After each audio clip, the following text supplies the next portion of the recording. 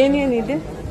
ತಿಂಡಿ, ಬಜೆಗೋಳಿ, ಗೋಳಿ ಬಜೆ, ಬಟ್ಲೆ ಅವಲಕ್ಕಿ, ಉಪ್ಪಿಟ್ಟು ಅವಲಕ್ಕಿ, ಅವಲಕ್ಕಿ ಮೊಸರು, ಇಡ್ಲಿ ಸಾಂಬಾರ್, ವಡ ಸಾಂಬಾರ್, ಇಡ್ಲಿ ವಡ, ನೀರು ದೋಸೆ, ಪೂರಿ ಬಾಜಿ, ಪಲಾವು, ಬನ್ಸ್, ದಹಿ ವಡ, ಬಿಸ್ಕೆಟ್ ರೊಟ್ಟಿ, ಸಂಜೀರ, ದ್ರಾಕ್ಷಿ ಹಲ್ವಾ.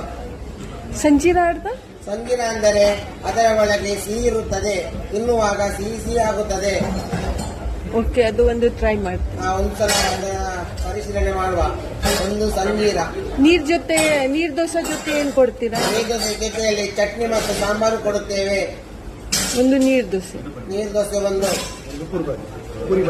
ಪೂರಿ ಬಾಜಿ ಒಂದು. ಮಸಾಲೆ ದೋಸೆ ಮಾಡ್ತೀರಾ?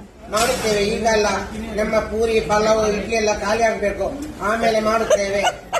11 ಗಂಟೆ ಆಗುತ್ತದೆ.